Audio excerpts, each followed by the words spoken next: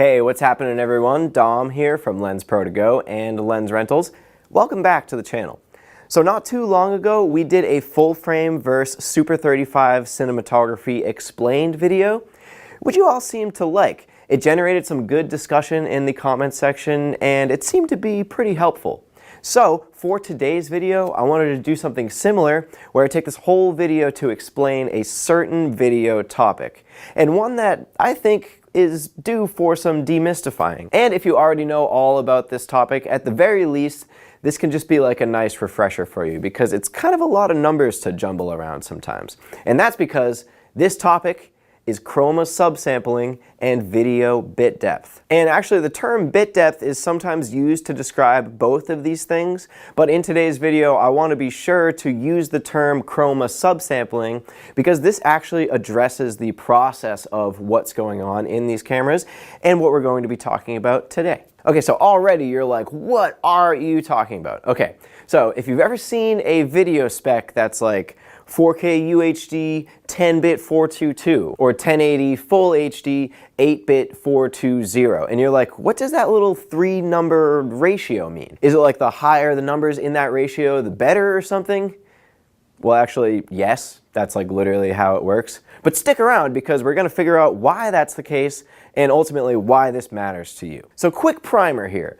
The video signal from a camera has to be compressed at some point down the line, whether that compression is taking place in camera or whether it gets compressed when you export that video file. Nothing you watch on TV or the internet or your phone or on the computer is uncompressed video. All of that at some point down the line had to be compressed and contained into a video file. And we'll talk about uncompressed or raw video in a second, but right now we're talking about that compression that's taking place in camera, and that's where this little 3-number ratio comes from. So let's talk about this ratio.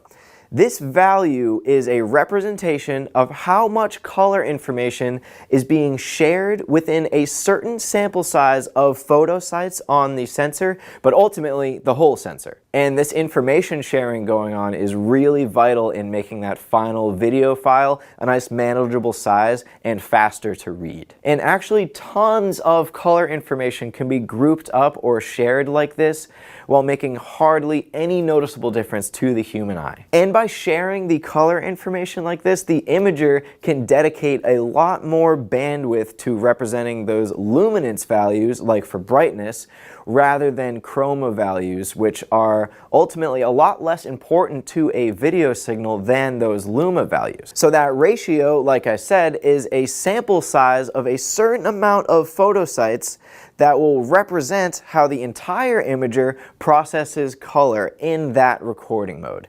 And it works a little something like this. That first number is the horizontal sample size, which is always 4 photo sites wide. Except a little confusing here, we are referencing 2 of these regions in this subsampling ratio, so it's actually 8 photo sites we're looking at, but this first number will always be 4, but times 2. The next number basically represents how many different chroma values can exist in this top row. And I'll give you a hint, it could only be 2 or 4. If it was 0, this would be black and white video, and 3, just don't ask about 3. 3 can't happen. So, given that, the sampling rate could either group these 4 photo sites into 2s, which would denote a 2 in that middle number, or they could all get their own color info denoting a 4. Now, for that final number, here is when the bottom row comes in. This represents the amount of variation from the top to bottom row. You can think of the middle number of like what's shared amongst the top row, and this last number is like what's shared from the top to bottom row.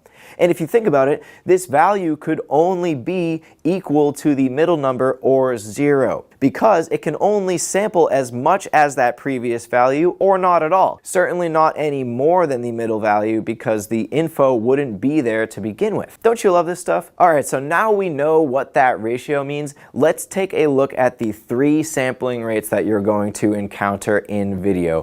420, 422, and 444. And there are some oddball sampling ratios out there, but I'm going to exclude those from this video because they're pretty much totally irrelevant. All right, so in 420, we have a sample size of 4 horizontal photo sites, but remember, we're referencing 2 of these rows stacked up. And also recall that each of these sites has its own luminance value, 8 potential values in total. But in 420 chroma sampling, this will limit the chroma value across the top row to be grouped by every 2 pixels, thus the 2. And that last number says that there will be 0 variance in that sampling when we add another row. It's almost like ignoring the second row, just like copying and pasting the top row to the bottom. You could also think about this like every 4 photo sites in a square here all share the chroma info of only 1 photo site. So that gives you 420 sampled video. That is really streamlined in terms of compression and file size, but doesn't this mean we like murdered the color coming from that 420 video? Well, actually, maybe not as much as you'd expect. I'd be willing to say that a lot of video in your life has been taken in a 420 compression ratio, and you probably didn't notice anything weird about the color whatsoever. Moving on to 422. Again, out of the 4 photo sites on the top row, we have 4 different luminance values there, but again, every 2 chroma values are shared. But now, this last number denotes that the sampling rate for the bottom row will vary by 2 photo sites, allowing for an equal amount of sampling, but for an entirely different row. So comparatively, 422 is capable of reading twice the color value per sample size than 420 video. And again, you're like, wouldn't that be a massive difference between those 2 videos? Well, the difference is noticeable, but maybe not as drastic as you'd think just given that information. And moving on to our last sampling rate, 444. So you might be able to get this one on your own because no grouping is going on here. We have 2 rows of 4 photo sites, and each photo site in the top row gets its own luma and chroma values, and in the next row, this varies by 4 pixels. So it's a whole new set of photo sites, each with their own new luma and chroma values. To each their own is what I call the 444 sampling rate. And this results in an extremely color-rich video file, but also a really chunky and large video file because again, the whole name of the game here was compressing this video by taking out a lot of that color information.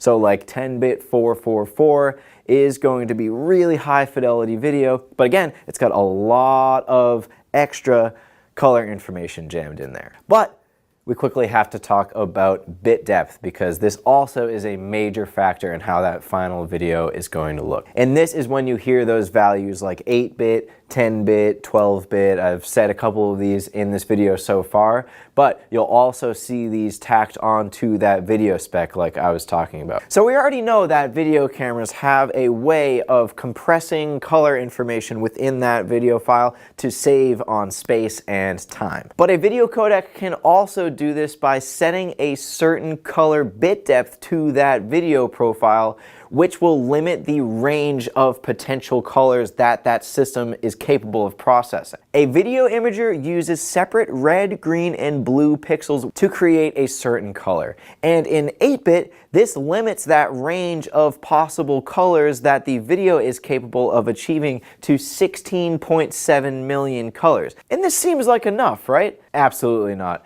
Just jumping up to 10-bit processing, that extends that color range to just about a billion different colors. And that may seem a little unnecessary, but the difference in 8-bit and 10-bit color rendering is really quite drastic. Furthermore, there are even greater bit depth recording modes out there. There's 12-bit, 14-bit, even 16-bit, and these are all capable of an insane range of colors that would allow you to make the tiniest, most nuanced changes in the color grading process. But all of these recording profiles are almost exclusively recorded externally, and you might say like, oh, well, Reds and Aries record their super high bit depth video internally to their cards. Well, yes, that is true, but they have insanely bulky and beefed up media that is essentially just like recording out to an external SSD. And you're like, recorded internally, externally, what's the difference? Well, remember, these cameras compress video this way to save space and speed while writing the video file to a piece of media. And the standard for video media for a while now has been the SD card, which are starting to get a little antiquated now and also starting to get a little bit slow in terms of write speeds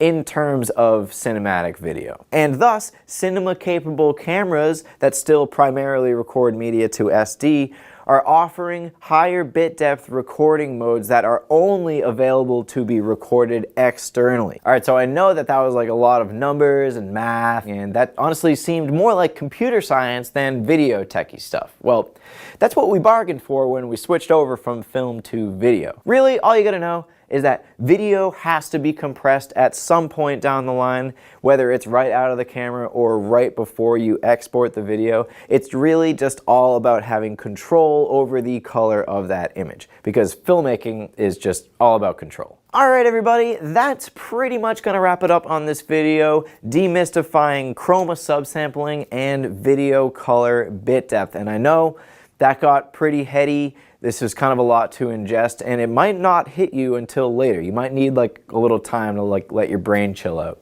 You'll be like at the dinner table later and be like, honey, I just realized what Dom said about chroma subsampling in that video. Isn't that great? And they'll be like, anyways, if you have any questions or insights about what we talked about in this video, drop a comment in the comment section and we'll start a discussion. And I know this was kind of a surface level video. There is actually a lot more to talk about in terms of video compression. So if you watched this and thought that I should have mentioned something that I didn't, definitely drop it in the comment section because I want to hear about it. Also, if you happen to like this video, hit it with that little thumbs up button down below there to let me know you liked it. And if you're not already, subscribe to the channel. And if you are the absolute rock star that is already subscribed, you can actually hit that little bell button down there and that will notify you whenever we post new content, which is every week. So take care, and we'll see you in the next one.